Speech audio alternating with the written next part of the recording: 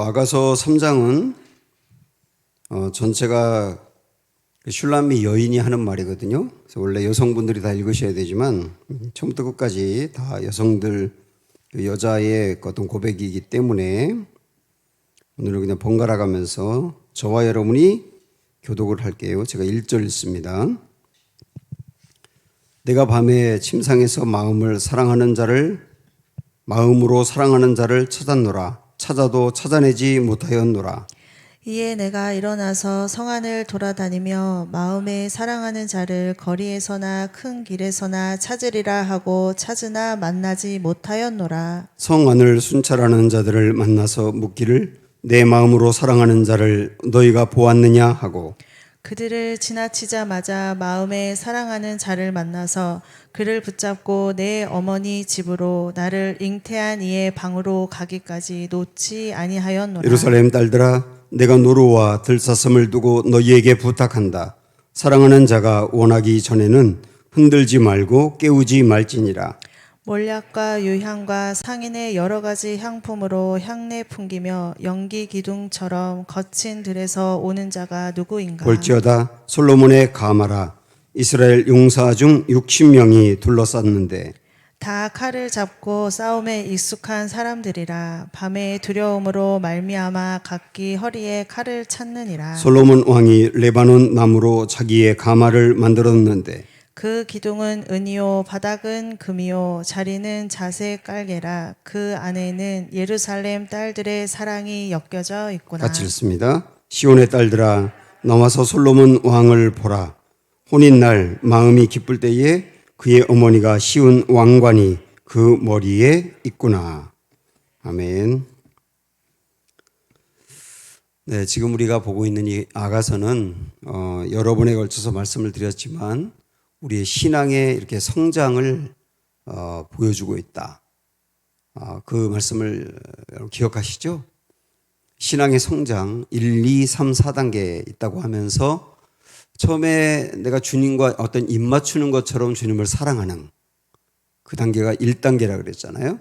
그 진짜 주님 사랑하는 것이 무엇인지를 알기 시작하는 거예요.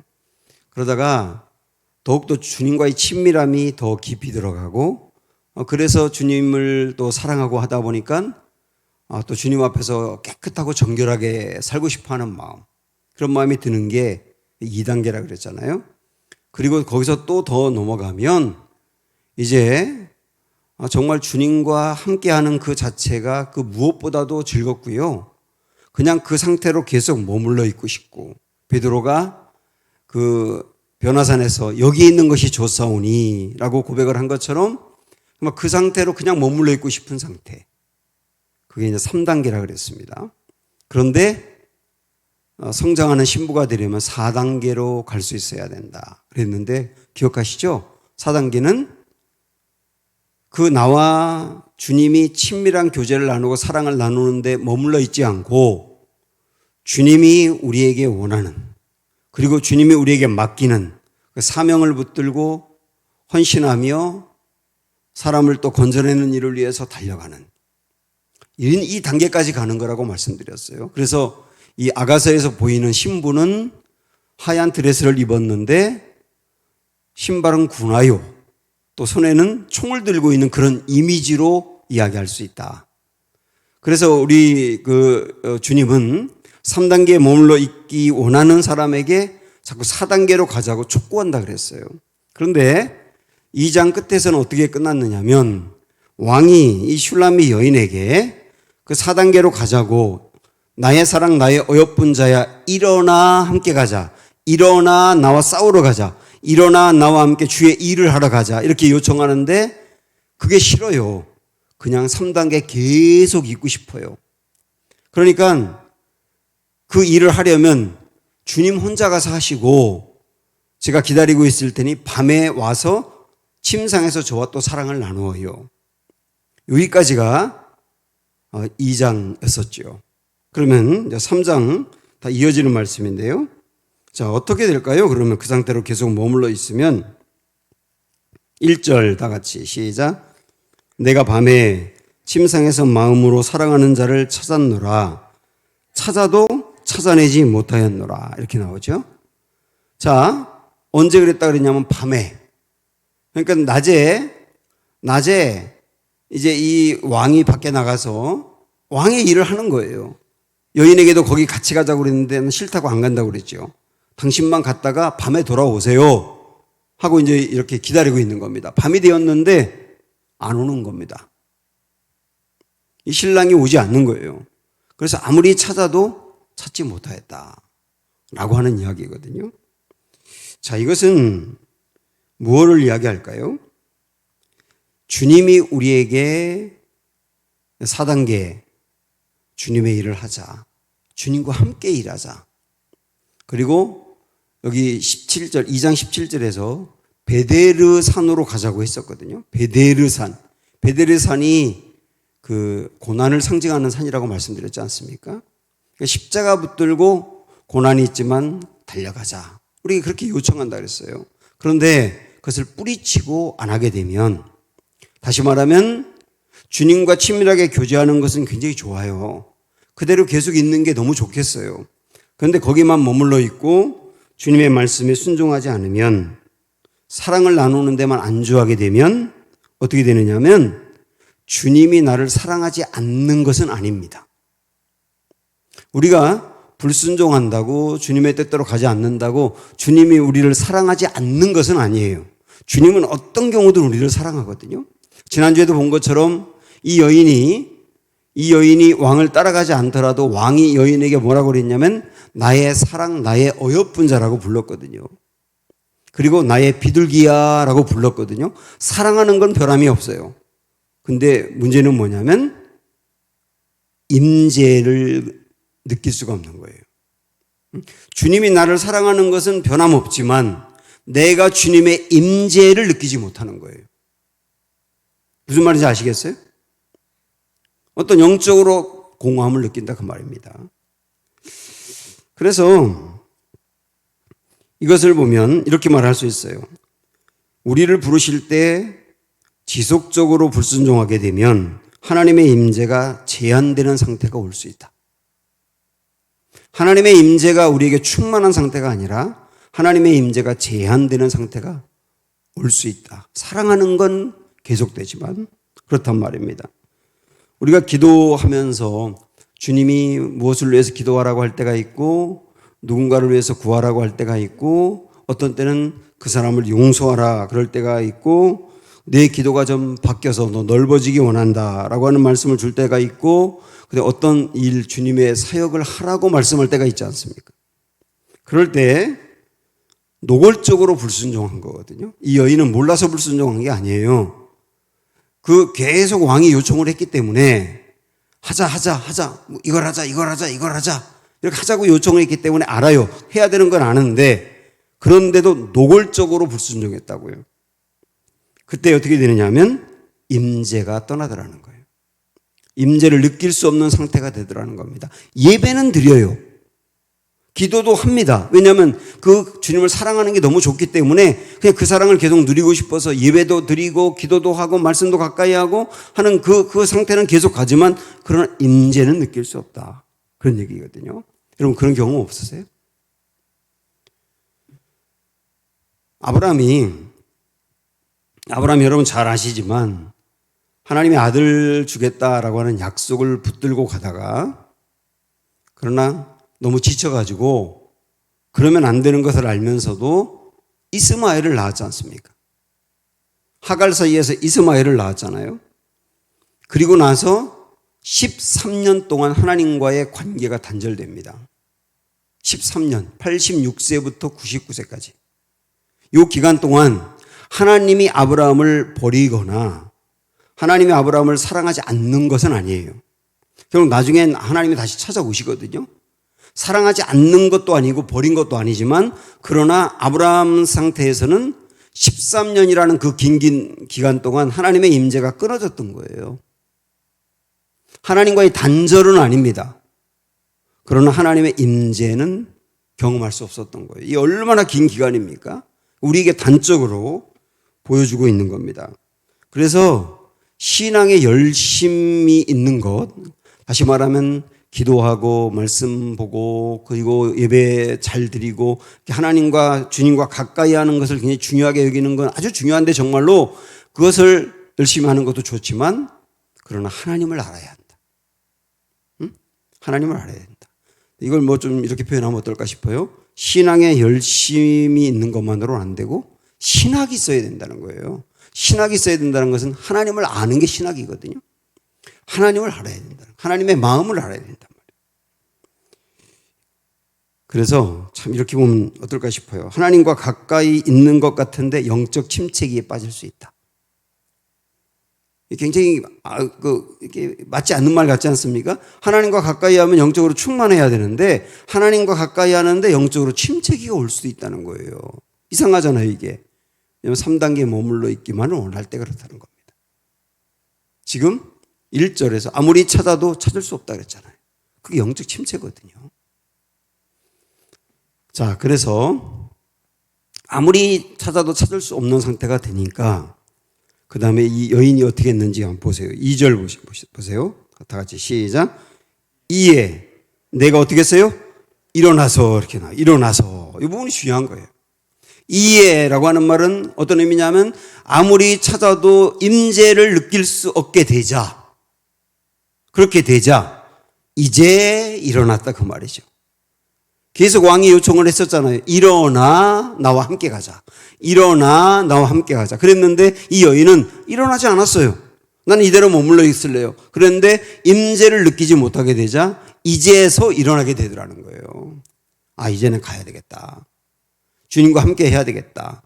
일어나게 되더라는 겁니다. 그래서 이것을 이렇게 가만히 보니까 이 순종이 시작이 되는 단계인데요.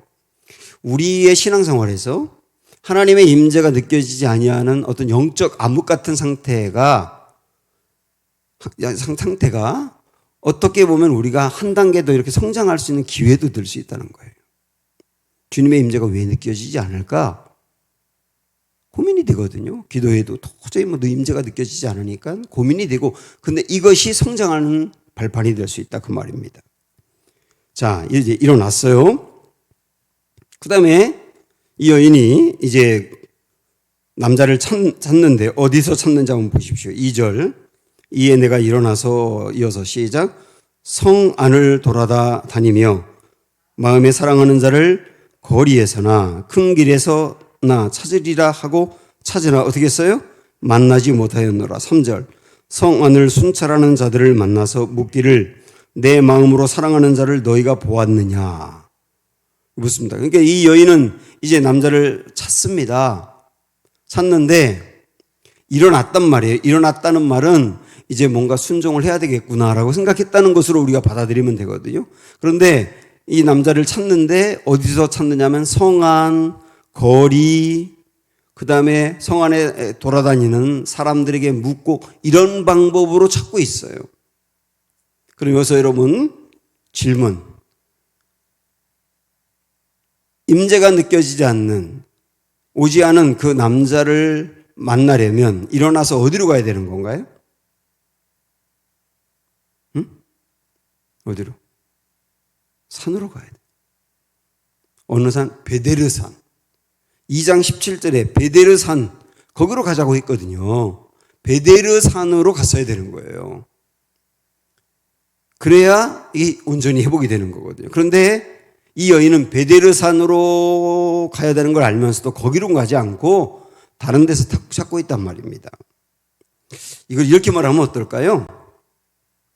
여인이 불순종했다가 이제 임재를 느끼지 못하니까 일어나서 순종으로 가기 시작했어요. 그런데 이 순종은 순종인데 불완전한 순종인 겁니다. 처음엔 아예 순종 안 했거든요. 그런데 이 순종은 순종인데 불완전한 순종이란 말이에요. 베데르산으로 안 갔으니까. 우리도 그럴 수 있잖아요. 그런데 4절을 보십시오 한번 여러분. 베데르산으로 가지 않았는데 어떻게 됐는가. 4절 시작. 그들을 지나치자마자 마음에 사랑하는 자를 만나서 이렇게 나오죠. 만났어요. 분명히 베데르산으로 갔어야 만나는데 베델산으로 안 가고 불완전한 순종을 했는데 만났단 말입니다. 이거는 뭐냐면 왕이 베델산에서 산에서 내려와 여인이 있는 쪽으로 왔다는 얘기입니다. 여기서 여러분 질문하셔야 되죠. 분명히 불완전한 순종인데 잃어버렸던 그 님을 다시 만났단 말이죠. 온전한 순종은 아닌데 이것을 어떻게 해석해야 될까요? 이 여인은 전혀 순종할 생각이 없다가 순종해야 되겠다. 순종해야 돼. 하고 일어선 것을 굉장히 귀하게 보신다는 겁니다. 그 자체를 아주 중요하게 여기신다는 거예요. 이렇게 한번 예를 들어볼까요? 주님이 우리에게 어떤 지속적으로 용서하라 이렇게 말씀하실 수 있잖아요. 누군가를 용서하라. 그런데 아무리 그런 말씀이 내 이제 말씀으로 떨어지고 기도할 때 생각나고 그러더라도 정말 그 사람 용서하기 싫어요. 그래서 계속 거부했어요, 마음으로. 저 용서 못해요. 도저히 못해요. 그렇게 될 때 주님 임재를 느끼지 못하거든요. 그러다가 안 되겠다. 용서해야 되겠다. 그런데 용서해야 되겠다는 마음을 갖고 일어섰거든요. 근데 정말 용서하기가 어려워요. 그러니까 주님, 저에게 용서할 힘을 주세요. 용서할 마음을 주세요. 그런데 아직 완전히 용서는 못해. 그러나 용서해야 된다는 생각을 갖고 용서할 힘을 주세요 하고 매달리기도 하고 용서해보려고 뭔가 마음을 먹기도 하고 이렇게 돼요. 이거는 아예 처음부터 난 용서할 생각이 아예 없어 하고 완전 다른 거잖아요. 난 용서할 생각이 전혀 없어는 이건 완전 불순종으로 끝나는 거지만 그러나 용서해야 되는 거구나 이거. 용서해야 돼. 그러나 참 안 돼. 참 온전히 못해. 그래도 힘을 달라고 하는 것은 순종인데 불완전한 순종이잖아요. 그걸 굉장히 귀하게 여기신다는 거예요. 그런 걸. 귀하게 여기신다는 거죠. 우리 주님은 우리에게 원하는 것은 완전함이 아니라 마음의 중심이에요. 사실 완전함이 아니라 마음의 중심. 물론 우리가 완전한 순종으로 나아가려고 해야 되지만 그러나 우리는 완전할 수 없거든요. 그러나 그 마음의 중심은 주님의 말씀대로 가야 된다. 주님 원하는 대로 가야 된다. 이런 마음 갖고 달려가는 게 굉장히 중요하다는 것을 얘기하고 있는 겁니다. 그래서 불완전한 순종이지만 일어나 가다 보니 님이 찾아와서 만나게 되었다. 이런 얘기죠. 그러니까 다시 만났어요. 못 만났다 만났습니다. 임재를 느끼지 못하다 다시 느끼기 시작하는 거예요. 이게 얼마나 좋은지 한번 보세요. 4절 5절 봅니다. 시작. 그들을 지나치자. 좀 크게 읽으세요. 다 같이. 그들을 지나치자마자 마음에 사랑하는 자를 만나서 그를 붙잡고 내 어머니 집으로 나를 잉태한 이의 방으로 가기까지 놓지 아니하였노라. 예루살렘의 딸들아, 내가 노루와 들사슴을 두고 너희에게 부탁한다. 사랑하는 자가 원하기 전에는 흔들지 말고 깨우지 말지니라. 다시 만난 이 남자를 꽉 붙드는 거예요. 꽉 붙드는 거. 절대로 잃어버리지 않겠다고 꽉 붙드는 거. 그리고 어머니의 그 집의 침실로, 친정집이죠. 친정집 침실로 들어가면서 사람들에게 말하는 거예요. 나 절대 깨우지 말라고, 나 방해하지 말라고, 내 사랑하는 님과 함께 사랑을 나눠야 되니까 방해하지 말라고. 여러분 이 마음을 잘 한번 생각을 해보세요. 늘 사랑의 교제를 나누었었거든요. 늘 사랑의 교제를 나누었었는데 더 이상 주님의 사랑이 잘 느껴지지 않는 임재를 경험할 수 없는 단계가 있었거든요. 그러다가 다시 잃어버렸던 주님의 임재를 회복했거든요. 그때의 그 임재는 더욱 가치 있는 거죠. 마치 이렇게 말하면 어떨까 싶어요. 여러분 그런 경험 하셨는지 모르겠는데 결혼하기 전에 결혼할 사람과 이렇게 교제를 하다가 뜨겁게 사랑했었는데 부모가 반대가 너무 심하거나 아니면 무슨 일을 만나가지고 잠시 헤어졌었어요. 저도 그랬었거든요. 잠시. 잠시 헤어지고 나니까 정말 얼마나 그리운지, 얼마나 보고 싶은지 막 마음도 닳고 애도 닳다가 다시 만났어요. 그때 다시 만났을 땐 더욱 뜨거워진단 말이에요. 그 사랑이. 그러니까 하나님의 임재를 느끼지 못한 상태가 얼마나 나에게 영적으로 암흑긴지 힘든지를 경험하고 난 다음에 다시 그 주님의 임재를 느꼈을 때 그 은혜는 크다 말이죠. 그래서 이 여인이 이 남자를 꽉 붙들고 이제는 놓지 않을 거라고, 이제는 절대 놓지 않을 거라고 이렇게 매달리는 게 이런 마음이란 말입니다. 이걸 통하여서 우리 인생에, 우리 신앙생활에 주님의 임재를 늘 느끼고 주님과 그 깊은 그 은혜 가운데 있는 것이 얼마나 중요한지를 보여주는 거예요. 자, 이제 꽉 붙들었어요. 그 다음에 어떻게 되는가? 6절, 7절 계속 큰 소리로 읽어주시기를 간절히 부탁하면서, 다시 시작. 몰약과 유향과 상인의 여러 가지 향품으로 향내 풍기며 연기 기둥처럼 거친 들에서 오는 자가 누구인가 볼지어다 솔로몬의 가마라, 이렇게 나와 있죠. 지금 뭐가 오고 있어요? 솔로몬의 가마가 오고 있어요. 솔로몬은 이 여인과 다시 만나서 처갓집의 침실로 들어갔고 그 사이에 솔로몬의 가마가 이곳으로 오고 있단 말이에요.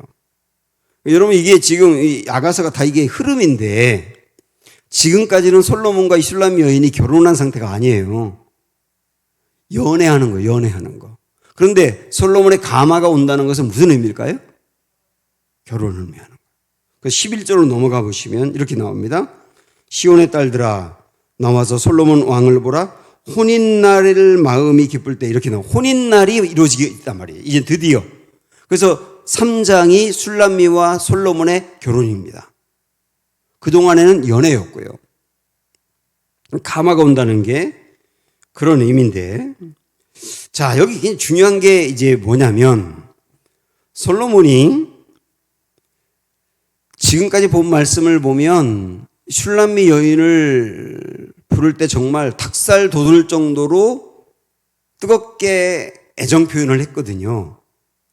나의 사랑, 나의 어여쁜 자야, 나의 비둘기야, 뭐 그러면서 온갖 닭살 돋는 표현으로 사랑을 표현했는데 지금까지 절대로 하지 않았던 표현이 뭐냐면 나의 신부야라는 말 안 했었어요. 응? 나의 신부야라는 말 안 했었다고요. 그런데 3장에 이 가마가 오고 난 다음에 이제 우리가 다음 주 보겠습니다만 4장에 넘어가면 드디어 나의 신부야라고 불러요. 한번 4장 8절로 가보실래요? 4장 8절. 그거 뭐라고 합니까? 내 신부야. 이렇게. 이게 처음으로 신부라고 부르는 거거든요. 여기서 우리가 잘 생각을 해봐야 됩니다. 잘 생각을 해봐야 돼요. 가마가 오고 있다. 그리고 내 신부야라고 부르는 것은 드디어 솔로몬과 슐람미 사이에 결혼식이 이루어지는 겁니다.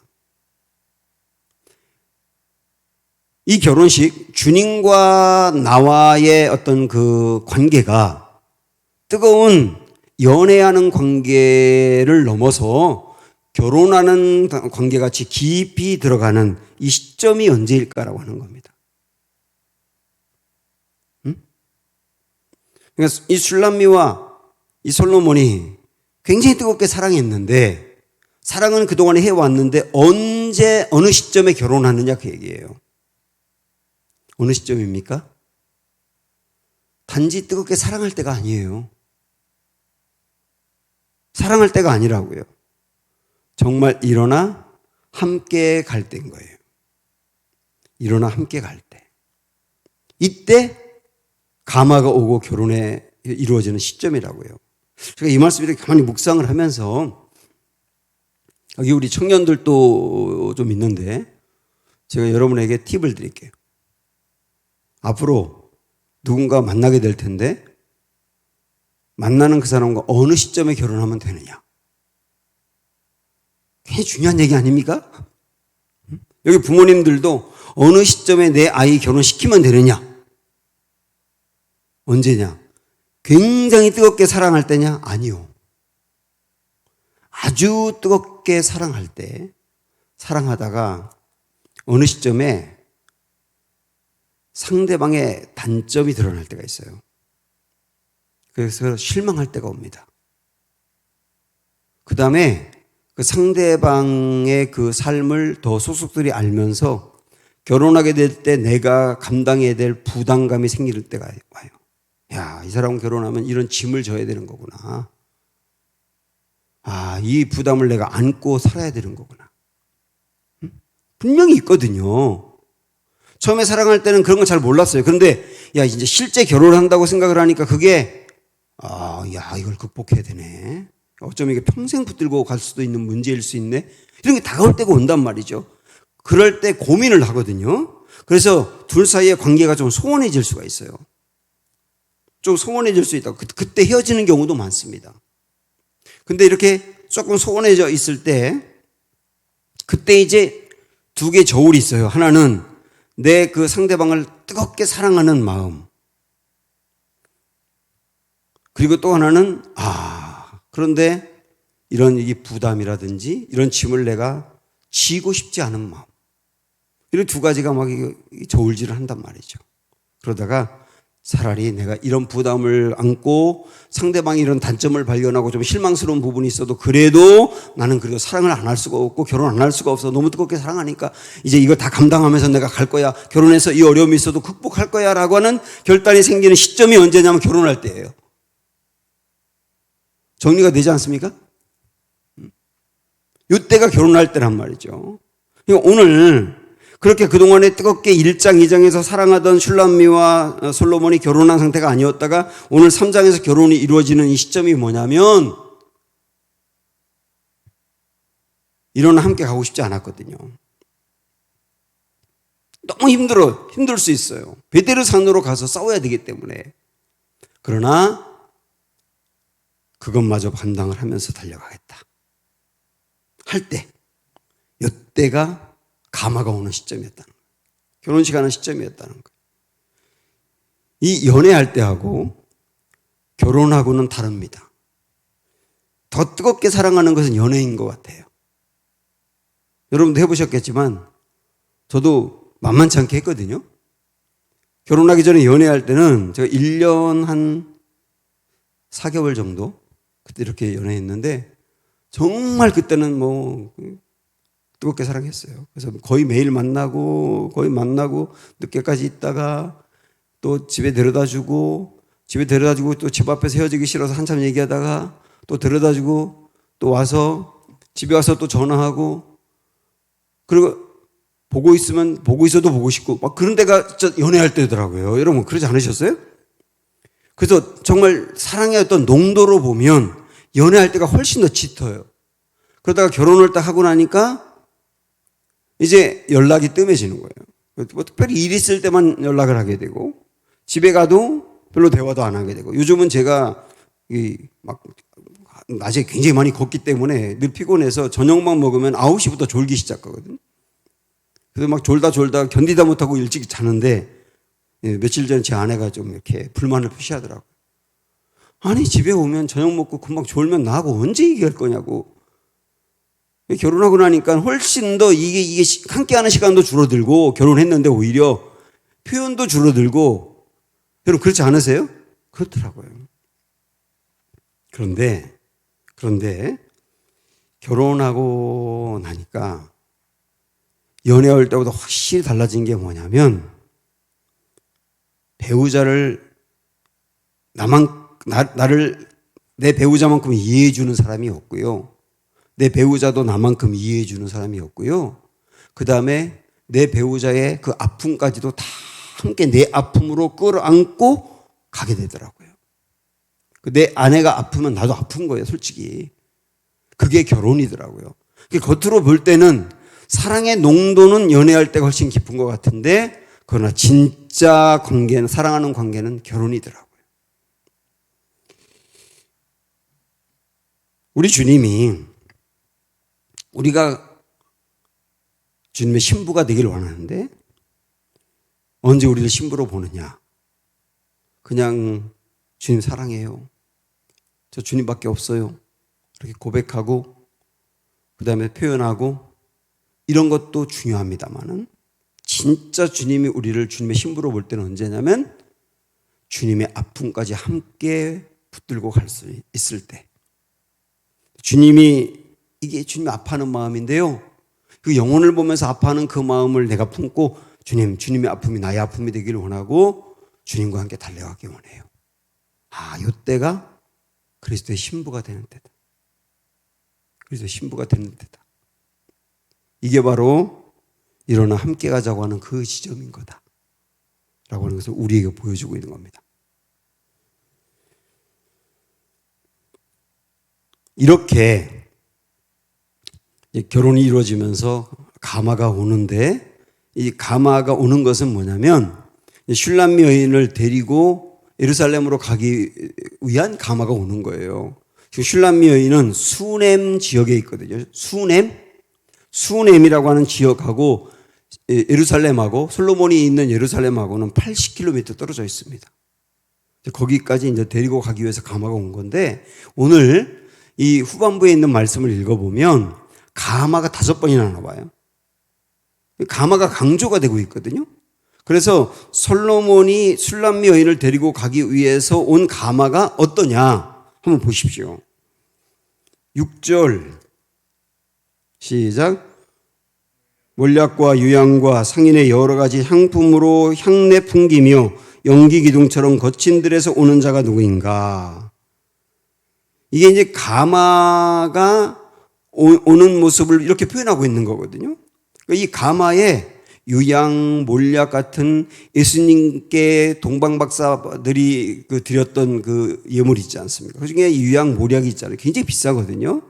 그런 것들과 향이 잔뜩 풍기는 가마가 오고 있더라. 그러니까 이 가마가 얼마나 귀한지를 보여주고 있는 거거든요. 그리고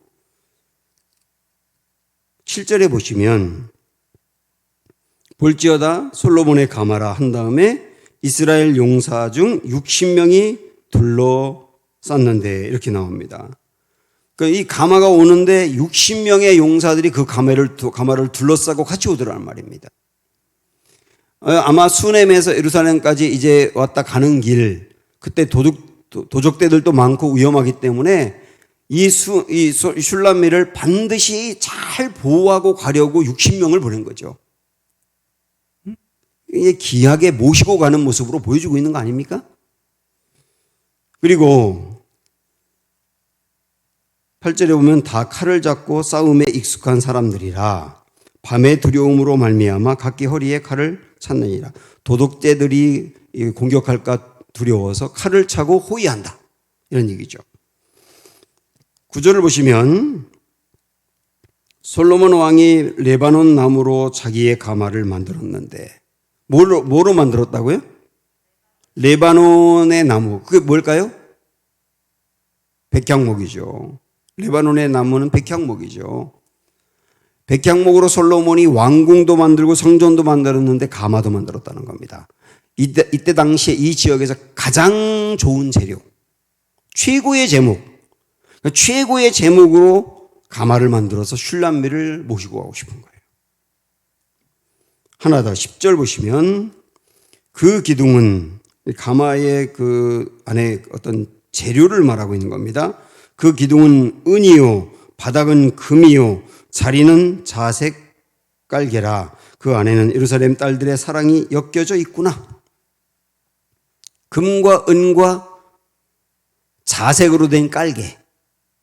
금과 은과 자색은 왕의 색깔이잖아요. 자색은. 그러니까 금도 음도 귀한데 왕의 색깔로 덮였다.